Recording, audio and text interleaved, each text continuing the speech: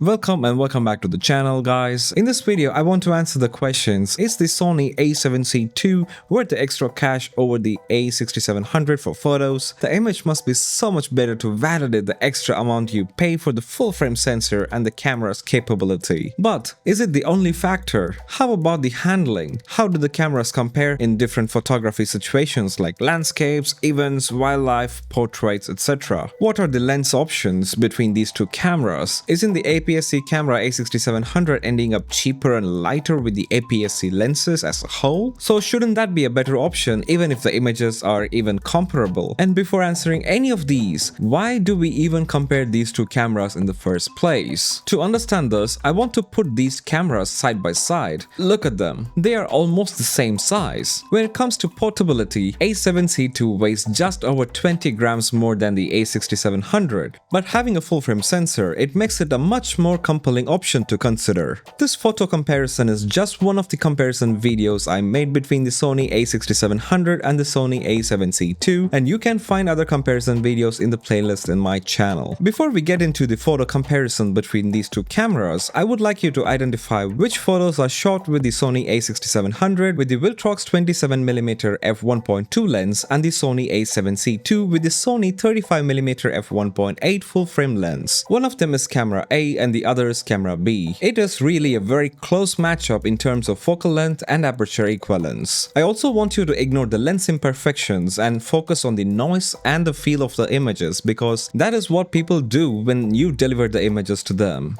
Before we get into which is shot using which, let's talk about the similarities and differences between them. These two cameras are very similar, and it makes me wonder why Sony did not use the same body for both these cameras. On the outside, as I mentioned in the other video, I prefer the amount of dials and buttons on the Sony A7C II, while I prefer the grip on the Sony A6700. The reason being, the Sony A7C II has 3 dials which allows me to configure aperture, shutter speed and ISO on each dial, but the Sony A6700 has only 2 dials for aperture and shutter speed. Let me remind you, this is from a photography perspective, and the photographer in me is talking about how he feels using these two cameras. The ISO dials are available in both these cameras, but you will have to move your thumb away from the gripping position, click the button to enter the ISO change menu, and then you turn the dial to change the ISO. It involves a lot of steps and it takes away my focus on composing the image and exposing to the subject. That's why I love the fact that there is a dedicated ISO dial on top of the A7C II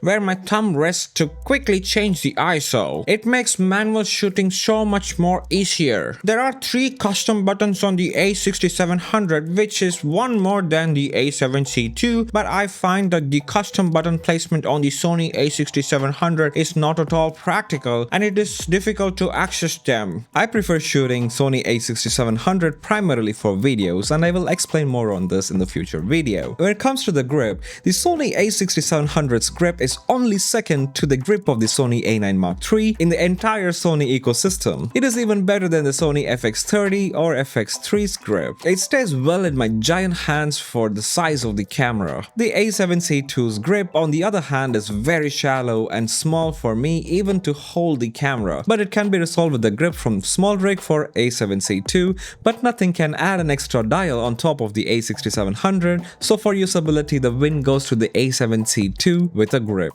Let's start with the similarities between these two cameras, shall we? There are loads and loads of functions that are same, and here is the list of them. If you want to see everything, you can pause the video and take a screenshot of these tables. Firstly, both these cameras have single SD card slot which can accept up to UHS-2 compliant V90 cards. Both do not have pixel shift multi-shooting capability, so there's no high resolution photo capture, unlike the Sony A7R5. Both these cameras can accept the same NP-FZ100 batteries. Both these cameras charge their batteries internally via USB Type-C cable. Both these cameras are also weather sealed, however, the level of weather sealing might be different. Both these cameras have the same shutter capability as well. Both these cameras have same focusing system as well, with 759 focus points and various subject detection and other features. The focusing system differs during low light conditions, which I will be discussing in the differences section. The exposure control between these two cameras are also the same when it comes to photography. Both have anti-flicker shooting as well. Both these cameras have in-body image stabilization to various degrees, and I feel both do a really good job when shooting photos. Both these cameras have the same amount of special features like soft skin, picture profiles, inbuilt time-lapse, etc., and have up to 2x clear image zoom for photos. But mind you, it is only possible in JPEG mode, and with RAW enabled, you will not be able to use a clear image feature for photos. They do have a very similar flash photography capability as well.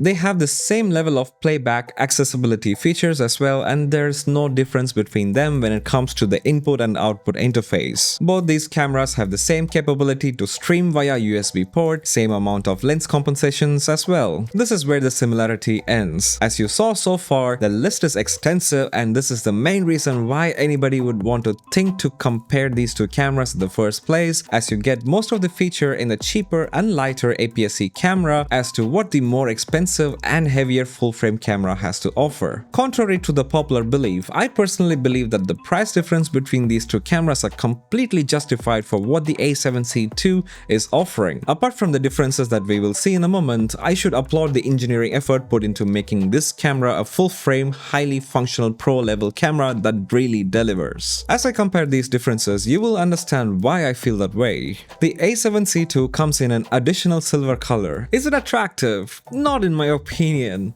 It kind of looked plasticky to me compared to the silver color options from the Fujifilm cameras. The flash sync speed for the APS-C mode on the A7C II is actually faster at 1/200th of a second compared to the 1/160th of a second in A6700, but I highly doubt anyone would be using the flash with the A7C II's APS-C mode. When it comes to image stabilization, both these cameras are compared using 50mm lens, meaning the A6700's compensation effect is 5 stops at 75mm focal length, and this is very good indeed. Practically both are performing very well. A7C II is a tad bit heavier than the A6700, but the lenses for A7C II are almost double the weight of APS-C lenses. We will discuss more on this later. Regarding the dimensions, both are more or less the same, and what makes the absolute win for the A6700 is the grip. Sony nailed it with this camera and totally ignored the grip on Sony A7C II. If only Sony A7C II had the same grip as the Sony A6700, it would have been a complete package for photography. Also, what comes in the box between these two cameras is actually very important. Notice the difference?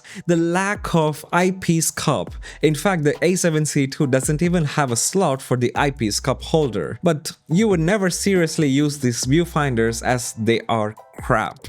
When it comes to power consumption, both consume very similar power for photos. It is just tomato situation. Both can easily shoot over 500 photos depending on the memory card and size. There is an anti-dust system available in the A7C II that is nothing but a fancy word for the shutter drop down during turning off the camera. Again, this only works when the silent mode is turned off, which means you're using the mechanical shutter, and if the mechanical shutter mode is turned off, that is the silent mode is on, you will not get this function. There's always some kind of a caveat. Now finally, let's come to the boring, the same old discussion and the reason why you're even watching this video. The differences between the image quality from the full frame versus the APS-C sensor, especially during the low light situations. To put simply, just based on the surface area alone, the full frame sensor is close to 2.4 times larger than the APS-C sensor, and this should be an obvious explanation on why the full frame sensor performs better than the smaller sensor. How about the dynamic range? Let's take a look at the A7C II's dynamic range. We have a few lighting conditions to see how well the images look when recovered from the raw images, overexposed by 2eV according to the in-camera metering, underexposed by 2eV, backlit situations, and almost pitch dark situations. Let's do the same thing for the A6700 as well. Comparing them side by side, here is my take on how these cameras behave when the images were shot with the same settings. For both the cameras, to get the minimal noise, the best practice is to overexpose the image by approximately 1 eV and then to recover the image in post. I find this process to produce close to noise-free images. Increasing the exposure or pulling up the shadows create more noise on the A6700 than the A7C II. In pitch dark conditions, images from both the cameras can be salvaged, but the color noise in the A7C II is significantly higher than the A6700. I would actually expect the A6700 to have more color noise, but that's clearly not the case. There's a chance of misfocusing with the A6700 A6700 in low-light conditions, but the A7C II was performing flawlessly. And finally, the verdict for the dynamic range comes to the level of noise produced while salvaging the images from these cameras, and evidently A7C II produces cleaner images than the A6700. But if I don't have the A7C II to compare the A6700 with, I think the dynamic range is great in the A6700.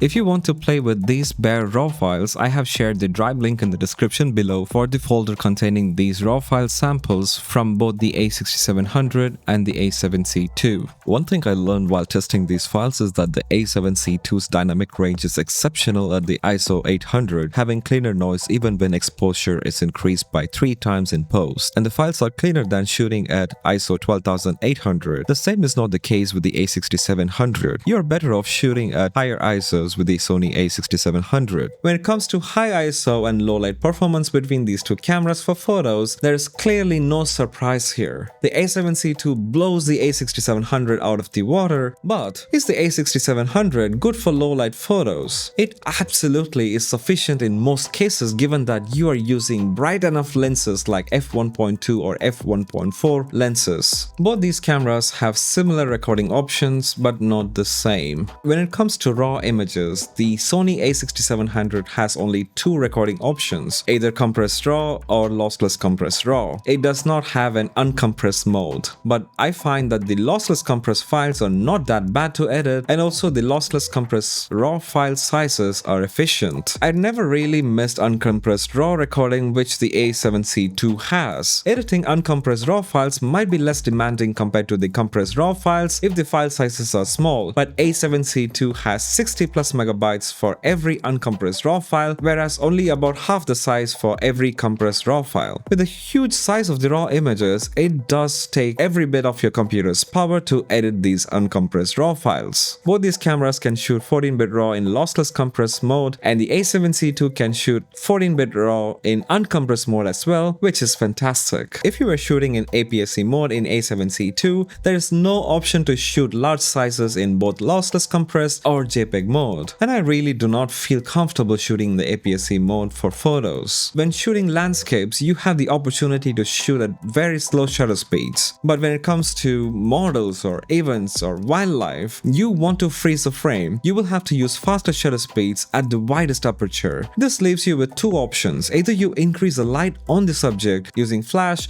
or bumping up the ISO, and that is the downside of the A6700 small sensor as compared to the A7C II's larger sensor and pixel size. If you're wondering why the A6700 is not detecting the eye or face or even not even autofocusing properly in low light situations, it is because the autofocus works better with the light, and the A6700 requires at least -3 EV to start detecting subjects. Less than that, it would struggle to autofocus. On the other hand, the A7C II can autofocus even at -4 EV. And finally, the drive modes. Even though the rating for these two cameras are very similar for drive modes, I think A7C II is faster in clearing the buffer and will be more useful for the next point I talk about. If you're thinking which one of these two cameras to buy for wildlife or events or sports, I suggest you to go with the A7C II, as it can focus better in low light situations, A7C II performs better in the high ISOs, and you will constantly bump up the ISOs while shooting faster shutter speeds, and you will not be too disappointed with the 33 megapixel resolution for post-processing. If you're thinking which one of these two cameras to buy for studio work or portraits, you're most likely thinking about making money from your camera, and for that reason, I again suggest you to go with the Sony A7C II, as the full frame G Master lenses have absolutely fantastic micro contrast and produce amazing images. With the additional resolution and lower noise, your work will not take up much time in post-processing fixing the issues. But if you do not have the budget for the A7C II and G Master lenses, you should be fine with going with the Sony A6700 and Sony G lenses or Viltrox Pro lenses, but you should make sure that you invest enough on lights, as more light will complement the A6700 camera. When it comes to landscapes and astrophotography, higher resolution is better, and after using near optically perfect G Master lenses, I should say that you should aspire to have the G Master lenses in your arsenal, and so if you're going to get the G Master lenses, you need a full frame camera to shoot them with, and the A7C II does the job. It is not the camera game alone anymore, as this type of photography will test every tiniest aspect of the lens, the camera, and most importantly, the photographer's skills. I have shot Milky Way time-lapse using my trusty A6000 with 16 to 50mm version 1 kit lens. With right skills, you can achieve whatever you want even with a cheaper camera. So with practice, you can get very good results with the A6700 and with a decent lens. Hey Jay, what's the bottom line then? Which one should I get? I still don't have a clue even after listening to your long rant. Okay.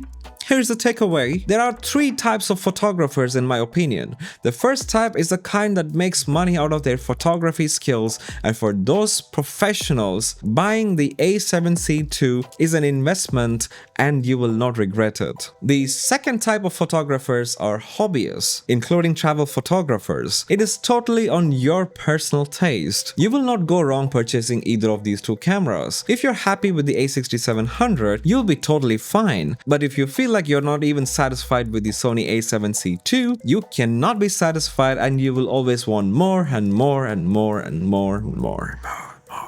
The third type of photographers are the people like me who are having gas.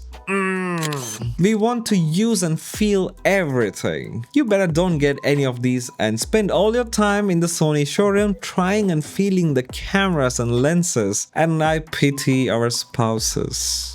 Anyway, that's it for the video. I hope you identify who you are and make the right decision for you. See you again in the next video where I compare these two cameras for videos, and I should say that the A6700 is a better video and hybrid camera, and wait for me to explain why. Like, comment, subscribe and hit the bell icon to support our channel to make more such videos, and have a wonderful day. Until next time, peace.